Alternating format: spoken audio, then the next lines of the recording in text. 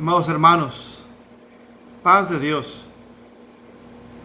Estamos separando este momento para estudiar la palabra de Dios en el día miércoles, mitad de la semana. Qué bueno que me acompañan para tener un momento de reflexión. Espero que el video de esta tarde sea bueno para ustedes y que podamos juntos navegar un poquito por las páginas de la Biblia, del pensamiento de Dios, y encontrar en ellas, en la palabra, una enseñanza buena, un pensamiento, una meditación. Qué bueno que nos hemos podido ya reunir en el templo. Tenemos ya 4 servicios, de las 10, de las 12, durante 2 semanas. Estoy muy agradecido, estoy muy contento de que hayas podido venir, que te hayas podido reunir con nosotros, asistir, cantar juntos, orar juntos, escuchar la palabra. Es cierto, aún no podemos saludarnos con la mano, ni podemos abrazarnos, ni darnos un beso santo en el nombre del Señor, pero sí podemos estar en comunión, y eso es una bendición.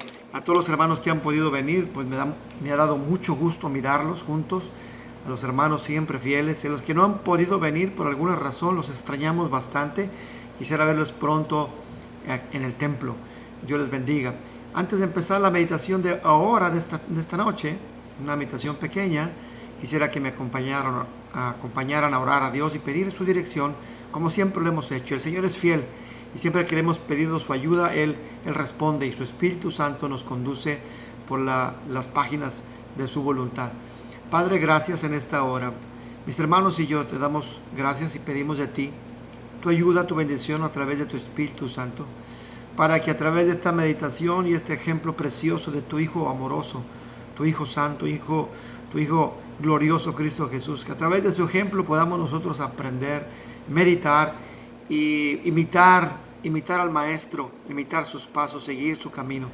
Te doy gracias por tu palabra y ruego la presencia de tu Espíritu en cada uno de los corazones de mis hermanos, adultos, jóvenes y niños, en Cristo Jesús.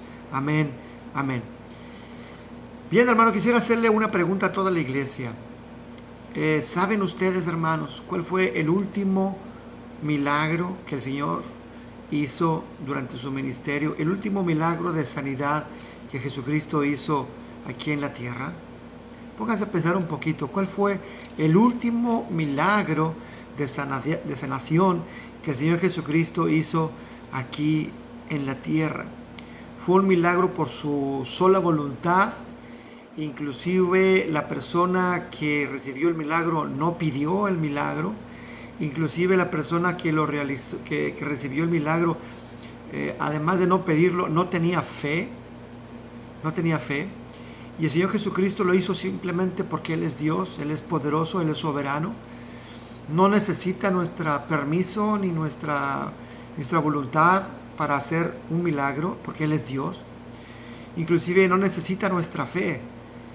Por ahí luego se dice que Dios, torpemente se dice que Dios no es soberano, que Dios no tiene poder y autoridad hasta que uno decida, hasta que uno crea, hasta que uno diga las cosas. No es así. Jesucristo es soberano, y con este milagro lo vamos a poder ver como lo hizo otros más. Pero le repito la pregunta. ¿Sabes cuál fue el último milagro? El último milagro que el Señor Jesucristo hizo aquí en la tierra. El último milagro de sanidad que el Señor hizo. Quizá ya lo pensaste y no encuentras. Bueno, se trata de un hombre que venía a arrestar al Señor. Una persona que no creía en el Señor. Esta persona creía que Jesucristo era un fraude, un revoloteador de la sociedad, un rebelde, y a pesar de eso recibió un amoroso milagro del Señor Jesucristo. El nombre de esta persona es Malco. Este hombre venía acompañando a toda esta turba de gente, de los principales de los sacerdotes, la gente que los fariseos habían asusado para llevar a Jesucristo a juicio. Y entonces, dentro de toda esta gente armada de espadas, de palos, con antorchas, durante la madrugada, cobardemente fueron guiados por Judas para arrestar al Señor. Y Judas había dado una señal: a la persona a quien yo le dé un beso, esa persona échenle la mano, arréstenlo, él es a quien hay que arrestar. Y dentro de esta turba va este hombre llamado Malco. Y aunque su intención era totalmente equivocada, era un error, al final de cuentas salió beneficiado. Y es una buena pregunta también que quisiera hacer a toda la iglesia. ¿Alguna vez has cometido un error que al final de cuentas salió para bien? ¿Alguna vez has cometido un error que al final de cuentas salió mucho mejor, un resultado mejor para ti? Es como cuando aquella persona que por error equivoca el horario y llega tarde al aeropuerto y pierde su vuelo y lamenta su error, se recrimina haberse equivocado, pero resulta que no sube al avión, pero más tarde el avión despega y unos cuantos minutos más en el camino el avión se desploma, cae y no queda ningún sobreviviente y todos mueren. Entonces la persona que cometió el error de equivocarse de horario, después de lamentarse por haberse equivocado, resulta que ese error le resultó en un bien mayor y le salvó la vida. Yo no sé si tú has cometido algún error que después del resultado te ha salido mejor de lo que tú pensabas ganar con esa actitud. Bueno, Malco pensaba arrestar al Señor, pensaba llevar al Señor a la cárcel, pensaba arrestarlo, y solo las cosas le salen mal, porque en lugar de él de salir con su plan, resulta que sale herido. Pedro, al estar con el Señor, este discípulo siempre enjundioso, siempre reaccionario, saca su espada en aquella madrugada en el huerto del Getsemaní y tira un golpe a la cabeza de Malco. Y la intención de Pedro era partirle la cara a la mitad de la cabeza y quitarle la vida y defender al maestro. Pero quizá Malco en su movimiento, en su reflejo, le corta solamente la oreja y se la desprende. Y Malco no tenía ni idea de que podía resultar herido, pero resulta herido.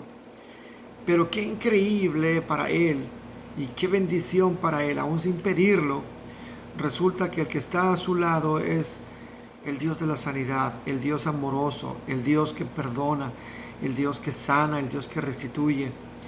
Y aquel hombre, si salió herido por su error de ir a arrestar al maestro y perdió su oreja en el intercambio, pues el Señor inmediatamente toma su oreja y lo sana y restituye la salud de este hombre, de tal manera que ya no había evidencia. Si acaso hubo hemorragia, la hemorragia terminó. Si acaso había alguna herida, aquello quedó sin cicatriz. Si nos hemos de equivocar, hermano, en nuestra vida, qué bueno es tener al Señor Jesucristo cerca. Aún sin pedir la sanidad, Malco resultó sanado. Y qué bueno es entender que Jesucristo es así con nosotros. En ocasiones cometemos errores voluntariamente. Y en ocasiones, aún sin entenderlo y sin comprenderlo, el Señor extiende su gracia y su misericordia. Y aún a pesar de haber cometido un error voluntariamente, el Señor nos restituye, nos sana y nos hace crecer de una manera que no nos queda otra cosa que darnos cuenta de que el error que cometimos resultó por algo mejor. Buscábamos algo y resultó algo mejor. Esto le pasó a Malco. Pero no solamente Malco fue el que resultó beneficiado de su error, sino también el mismo discípulo Pedro. Porque cuando Pedro lanza su espada, esto lo podemos ver en el Evangelio de Mateo capítulo 26, o en Lucas capítulo 22, o en Juan capítulo 18. Pedro lanza su golpe con su espada, tratando de matar a aquel hombre, partir la cabeza a la mitad de este Malco. Resulta que ese error le resulta para bien, porque no solamente falla, sino que solamente le corta la oreja, la cual es una herida que, digamos, no es tan seria ni tan grave. Si Pedro no hubiera errado, no hubiera fallado su golpe y hubiera matado, asesinado a este hombre, seguramente hubiera sido arrestado y condenado a muerte por este hecho. Pero resulta que el Señor Jesucristo le dice la orden, le da la orden a Pedro y le dice: guarda tu espada, porque al que toma la espada a espada muere, el que a espada mata, a espada muere. Basta ya, dice el Señor, basta ya. El Señor no quería heridos, no quería lastimados, no quería un conflicto, porque seguramente si Pedro hace ese golpe, los demás hubieran respondido y hubiera sido una masacre mayor. Y el Señor dice, basta ya, y el Señor detiene. Entonces el mismo error de Pedro resulta para su propio bien, porque el Señor restaura a este hombre, a Malco, y Pedro se salva de una acusación de homicidio. Pedro se salva de ir a la cárcel y de ser ejecutado por esa razón. Y hubiera sido algo muy vergonzoso y penoso para él, su familia, y también para su testimonio como cristiano, como discípulo del Maestro. Qué bondadoso es el Señor, aun y cuando cometemos errores. Jesucristo tiene el poder de restaurarnos y darnos una bendición, darnos una salud espiritual a pesar de nuestros errores voluntarios e involuntarios que podamos cometer en nuestra vida. Y el Señor dice, basta, basta ya. Si alguien debería recibir ese golpe, debió haber sido Judas. A veces pregunto, ¿por qué Pedro le tiró a Malco y no le tiró a Judas? ¿Por qué Pedro no se llenó de enojo cuando vio a uno de los suyos traicionando al Maestro? No lo sabemos, nunca lo podremos saber.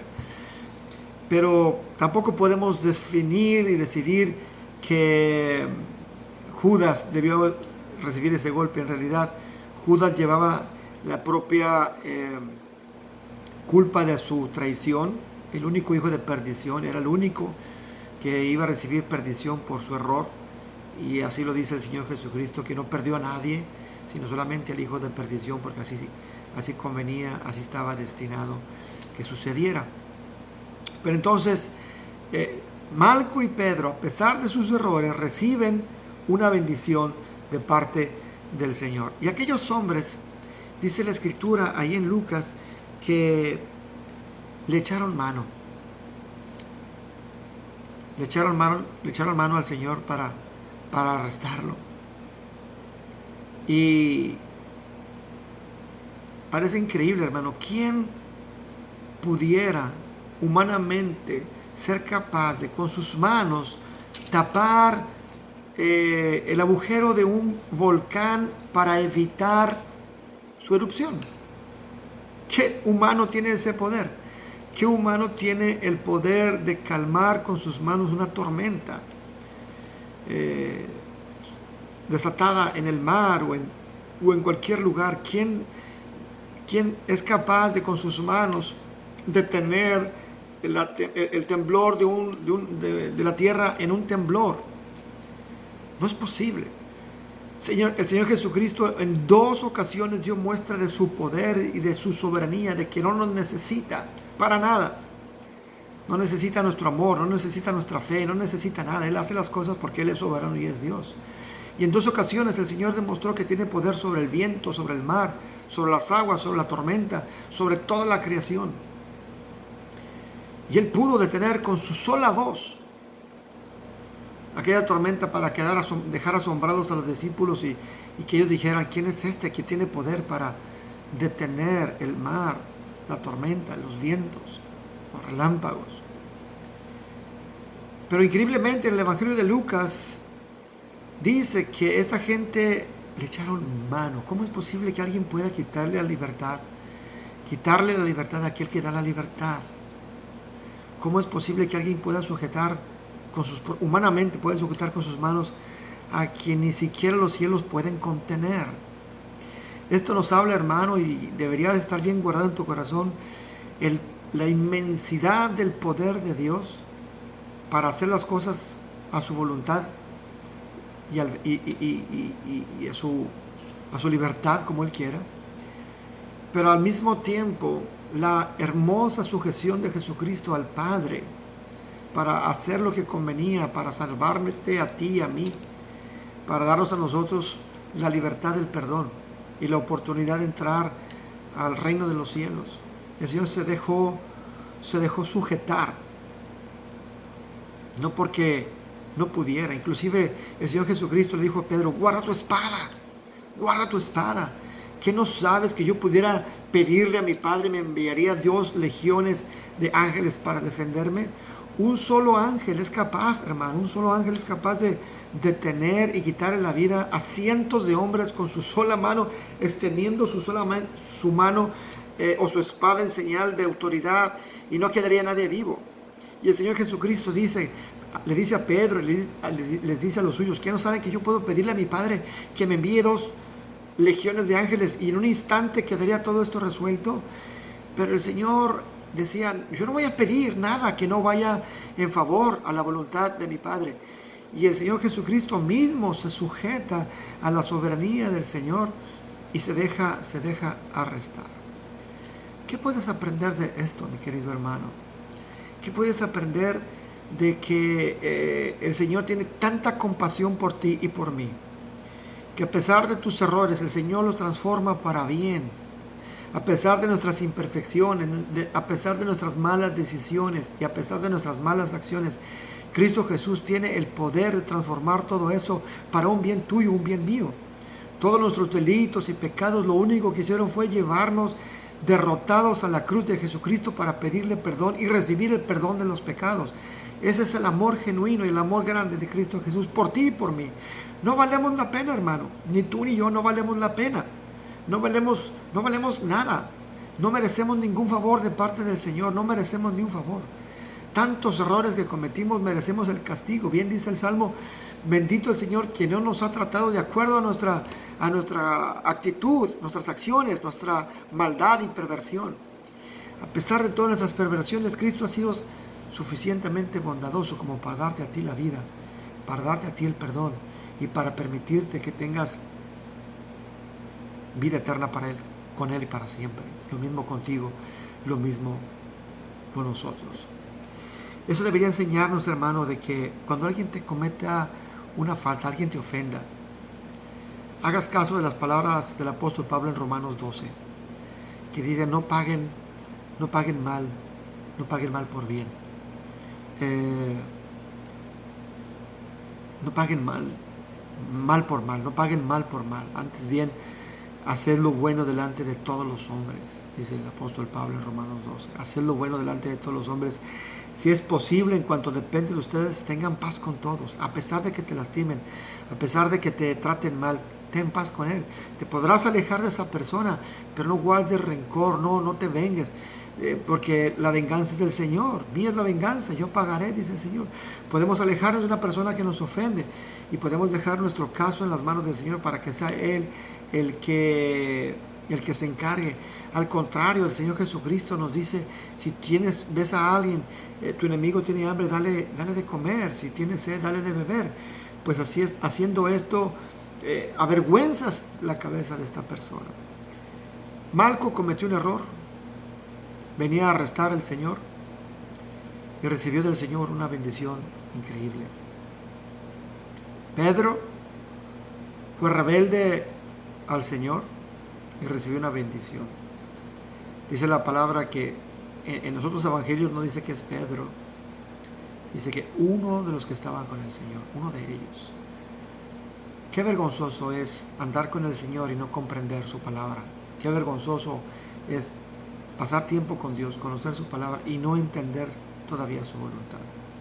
Hay todavía gente que todavía no entiende el amor del Señor, todavía no entiende su humildad perfecta, todavía no entiende su soberanía.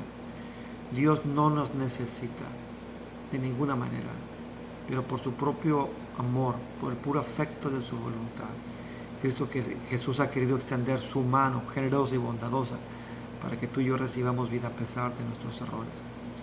Y sería muy bueno, hermano, hermana, entender y humillarnos delante de Dios y decirle, Señor, gracias por tu amor, perdona mis errores, perdona mis faltas, perdona todo lo malo que haya hecho.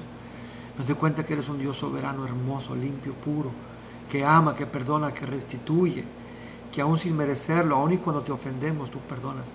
Para nosotros aprender de Él y ser igual que Él, igualmente sujetos a la voluntad del Padre, sujetos a la palabra del Señor, y imitar su ejemplo, bendecir a los que nos maldicen y ayudar a los que nos persiguen, dar de comer al que tiene hambre y dar de beber al que tiene sed.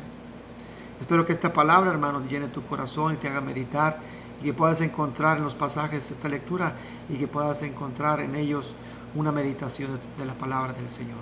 En el nombre de Jesucristo, que esta palabra sea para ti y que llene tu corazón de ejemplo y meditación espiritual. Dios te bendiga, hermano.